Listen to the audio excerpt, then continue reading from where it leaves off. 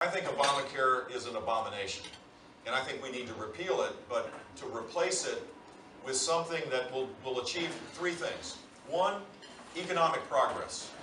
Because today people are now realizing that premiums are going up at a faster rate than what was anticipated, that because of the mandates that are embedded inside of the Obamacare law, that deductibles are going up, premiums are going up, and so people thought they were going to keep their plans, and in fact their plans are being modified as they speak. Each and every year are getting worse. It's suppressing wages. Take-home pay is in decline, and our healthcare insurance challenges made worse by Obamacare is a principal reason why that exists. It suppresses job growth and it suppresses income growth. So whatever the change is has to deal with that. Second, I think the obligation of a society ought to be to aspire to have catastrophic coverage for everybody. Not first dollar coverage. First dollar coverage, it is an inefficient way to deal with healthcare. We have third-party payers, massive kind of costs associated with it to deal with your first dollar cost. We need more consumer engagement for the day-to-day healthcare activities rather than having third-party payers in an obscure kind of way where there's no pricing transparency. The system we have today was designed for another space and time. So a focus on catastrophic coverage so people have the peace of mind that they know that if there is a bad outcome in their lives, if they're disabled permanently, if they have a stroke that creates strains on their families, they won't devastate their family.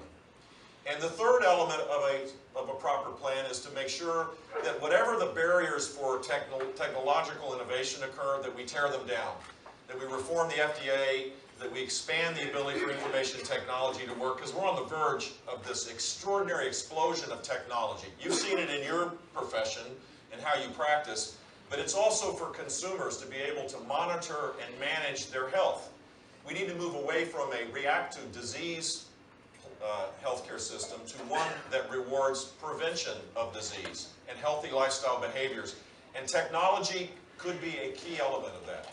That plan that I just described is better done by pushing all of the mandates, employer mandates, employee mandates, all the mandated benefits from the federally driven insurance exchanges down to the states, take the subsidies that exist for Obamacare, Medicaid, S-CHIP, the Kid Care Insurance Program, and allow states to create 21st century insurance exchanges where people can voluntarily access health care insurance and they can get the scale that large businesses provide.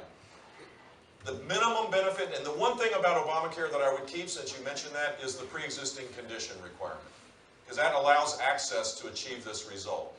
But the rest is best done at the state level. New Hampshire might have a totally different approach than Florida. But what I know to be true is that we should move to more consumer engagement, which means low premium, higher deductible, catastrophic coverage, where you have health savings accounts attached to it, and much more information for patients to be able to make healthcare decisions themselves.